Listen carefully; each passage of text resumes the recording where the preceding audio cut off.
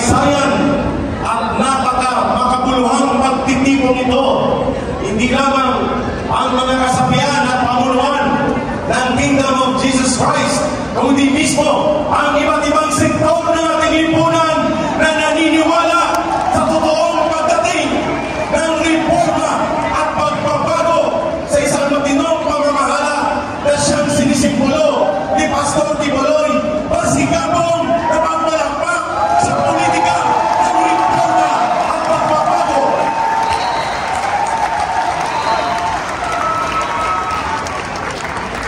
Sabi nila, namimiss lang ninyo ang ating sigaw at pagpapahiwatig ng damdamin sa Liwasang Bonifacio.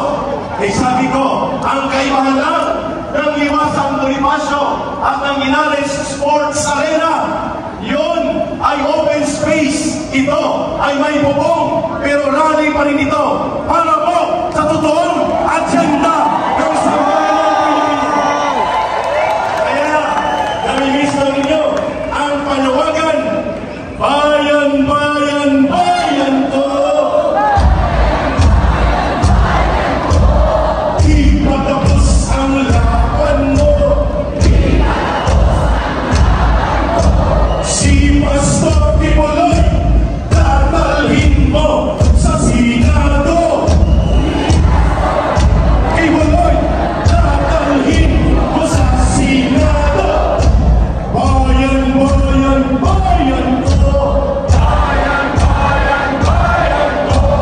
Di patapos ang laban mo. Di patapos ang laban mo. Si Pastor Kibuloy, pipilitin sa Senado. Yan po ang tatagundong ilang buwan na lang mula ngayon sapagkat ikinukuhit ang kasaysayan ngayon. At tamang-tama po ang pinakasentro at pinakasimple na agendang tinutungtungan ng pagiging senador ni Pastor Kibuloy sa Republika ng Pilipinas ay siyang dahilan kung bakit sa loob ng 100 taon mahigit ng politika sa Pilipinas patuloy na nalulugmok sa kahirapan ang milyong-milyong Pilipino dahil bulok at kurakot ang namumuno sa gobyerno maliban sa panahon ni Rodrigo Duterte. May exemption yun. And dahil rally ito nakakaantig puso na sa loob ng mahigit 100 taon, mga kababayan, taon-taon na lang ang kinikita ng buong bansang Pilipinas, halos 80% pinagpaparti-partihan lamang ng 13 na pamilya. 13 families lang ang nagpapartida sa halos 80% ng kaban ng bayan natin. Iyan ay dalawang mukha ng korupsyon. Korupsyon sa pribadong sektor ng mga oligarkiya at korupsyon sa loob ng gobyernong ito. Maiksi lang po ang sasabihin ko. Ito lang ang gusto naming i-deliver sa ipanaw sa bayanan. Walang ka-Eric at walang pagtitipon ng boses ng mga dating rebelde at mga kadre kung hindi kami binigyan ng oportunidad, pagkilala at pagrespeto ni Pastor Kibuloy at ng SMNI. Sa panahon na nag-aalangan ng lahat na banggain ang numero 1 nagwawasak ng ating bayan sa loob ng mahigit 50 taon, ang CPP, NPA, NDF, even the media are afraid to confront the problem. Kaya hindi po ganun ka-popular ang National Task Force to End Local Communist Armed Conflict.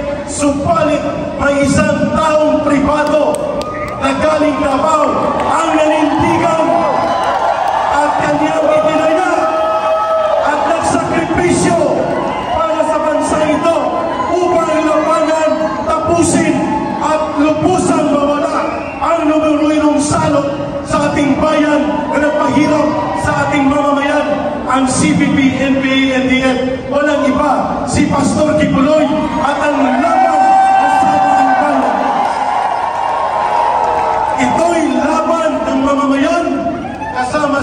Kibuloy.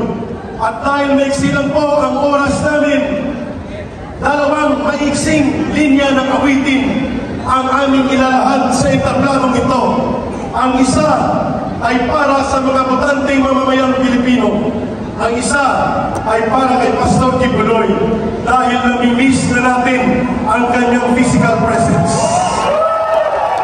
Una, sana magbago na po ang sistema ng eleksyon sa Pilipinas. At ito ang sumasalamin sa mensahe namin na yan. Sana nanakawan na at na-hold up si Juan, ngunit ang hold upper pa ang pinasalamatan. Nabaon sa utang ang bayan ni Juan, ngunit ang nagnakaw pa ang nasa pamahalaan. Nanakawan na at na-hold up si Juan, ngunit ang hold upper pa ang pinasalamatan. Nabaon sa utang ang bayan ni Juan, ngunit ang nagnakaw pa ang nasa Malacanang. Yun ang katotohanan. At yun ang dapat mabago na. At ang panghuling awitin para kay Pastor Kibuloy, alam kong ito'y magugustuhan niya sapagkat iisa ang puso namin. Nagkaiba ang aming pinanggalingang mga ilog ng buhay, subalit iisa ang dagat na patutunguhan natin. Ang dagat ng kapayapaan, kaunlaran at kapanatagan ng buong bayan.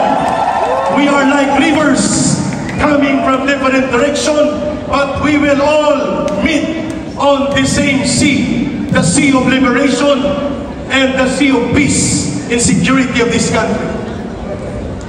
Kung ang gintong palay ay kumakaway, katabi mo ako sa bukid bayan ko.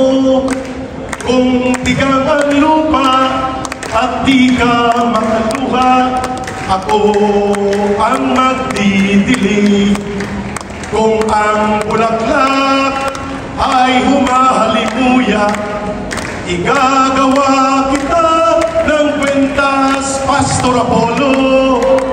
Kung nanalanta ang bagyo't sikwa, ako'y may kubong ligtas.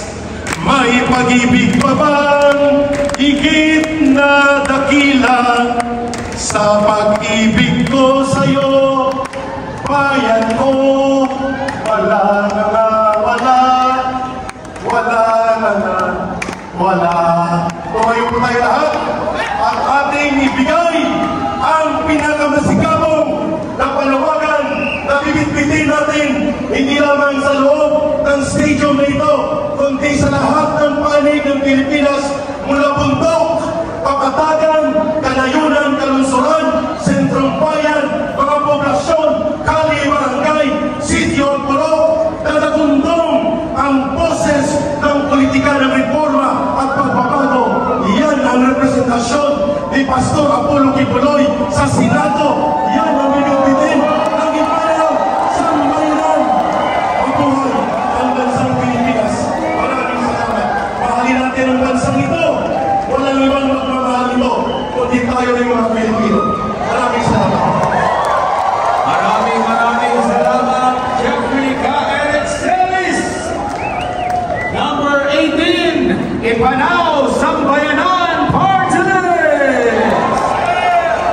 Ngayon naman, tatawagin natin ang kanilang second nominee.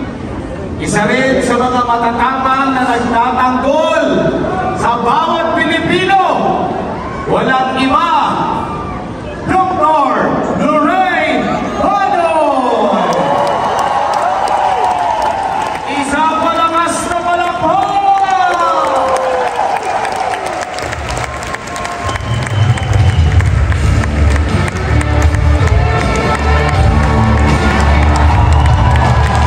Nandito ang pinakamatapang ng boses ng sambayanan, si Atty. Marlon Santo. Mahirap sundan si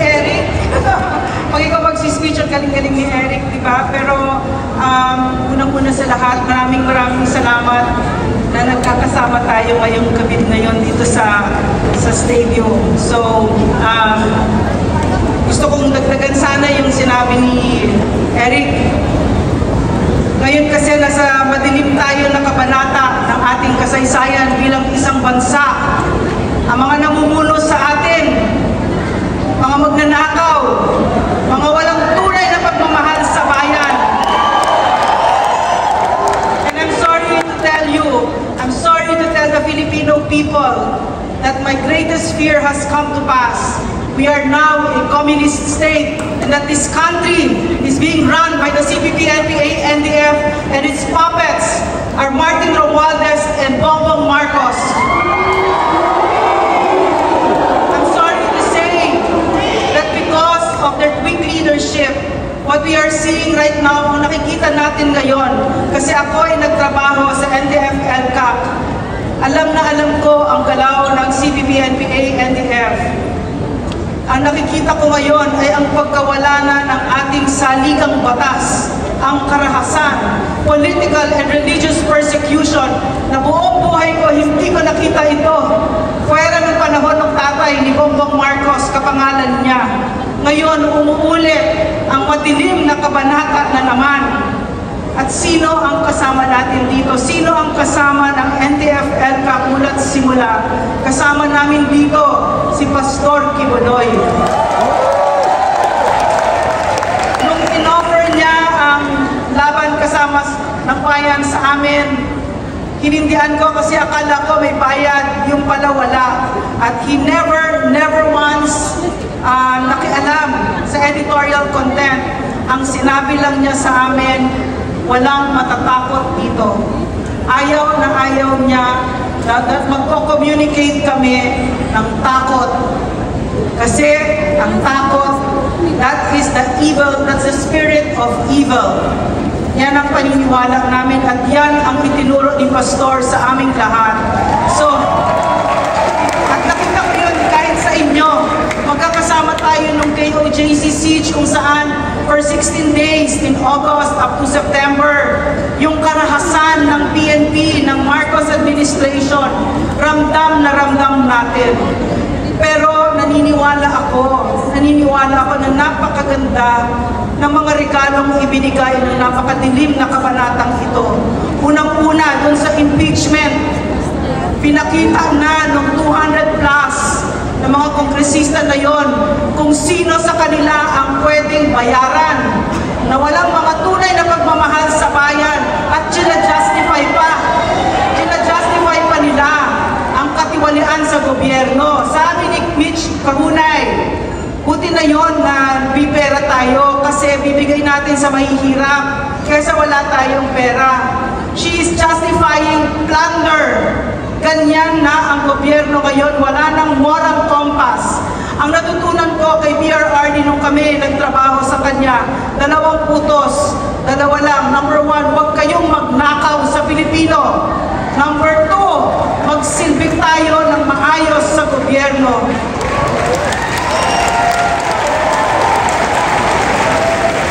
My life and the life of Pastor Kibuloy has converged, and I've always believed na hindi yun aksidente kasi lahat ng mahal ni Pastor, mahal na mahal ko din, mga indigenous peoples, pinakamahihirap, lahat yan. So, nakita ko kay Pastor yung dedikasyon na hindi ko nakita sa ating mga leaders. At ano pa yung natutunan natin sa madilim na kabanatang ito? Huwag tayong maniniwala sa salita. Huwag tayong magpabutod. Nagpakilala na nga yung mga leaders. At ito na yung pagkakataon. This is the most powerful part of our democracy at this time. Going towards an election. Diyan sila natatakot. Lahat gagawin nila para makuha ang boto natin. Ang sinasabi ni Martin Romualdez, doon sa pinakakorap na budget niya, kaya ko kayong bayaran, kahit na pera natin yon. Natutuwa ako na ang Pilipino ay tumatayo, at sinasabi niya, hindi nyo kami pwedeng bayaran.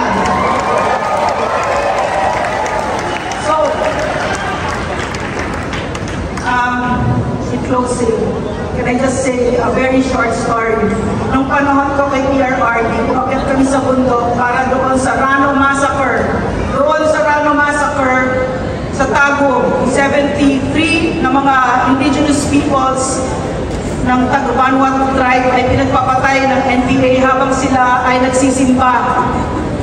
Mga batang maliliit, pinagpaparin sila at pinagtataga, pinagpupugutan pa ng ulo. So umakyat kami doon at meron ako nakilala si Ate Helen, sabi ni Bay Helen, nung panahon ito ni PRRD. Namatay yung asawa ni Bay Helen, pinugutan ng ulo, isang pastor, at yung 4 na anak niya. Nagdanak ang dugo nung araw na yon sa Rano. Ang sabi ni Bay Helen sa amin noon, sa speech niya, she was holding the picture of her family, and then she said, for 29 years, kasi itong 29 years na nangyari yon, hindi yun in-acknowledge ng gobyerno except during PRRD's time. For 29 years, sabi niya, hindi ako umiyak. Pero ngayon, nandito na ang gobyerno, pwede na akong umiyak. So yun, natutunan ko kay PRRD at saka kay Pastor. Gusto ko lang na ang gobyerno natin ay nandyan para sa ating pinakamaliliit na mga kababayan, na nandyan sila, meron silang kasama. Pero ngayon, anong nangyari? Kanina nalaman ko na yung House of Representatives nagpadala na naman ng show cause order, pangalawa, para sa mga vloggers. So, napakadilim. Yeah, correct. So, the freedom of expression, tinuro sa akin ni PRRD, is the highest expression, the highest right, the highest right among other rights. So, yung masakit sa atin yung nangyari kay Pastor. Pero, ako'y natutuwa na nakilala ko ang KOJC. Nung panahon yung KOJC siege, nakita ko yung tatag ninyo. Nakita ko nung parating na yung libo-libo na mga PNP, libo sila na fully armed. Libo. Nang natakot ako talaga noon, nang nilabot ako, narinig ko dito sa baba na sa 3rd floor ako noon, nakita ko yung mga KOJC nagkakantahan kayo. Hindi man lang malungkot na kanta.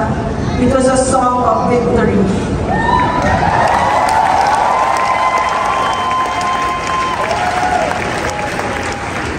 At yun, kayo ang resibo ni Pastor. Maraming salamat sa KOJC, sa tiwala at suporta ninyo. Maraming salamat for showing the Filipino people kung ano ang itsura ng Pilipino kapag tayo ay nagkakaisa at nagmamahal ng bansa ng totoo. So, I guess that's it. Maraming salamat. Magtulungan tayo. Maraming salamat, Doc Lorraine Badoy. Sambayanan number 18 po, mga kababayan. Palakpakan po natin, Doc Lorraine Badoy. Maraming salamat po na nakisama sa ating during the 60-day siege sa KOJC Buklao. Buhay pa ba kayo lahat? Hindi ko na nakikita yung mga vloggers natin. Anong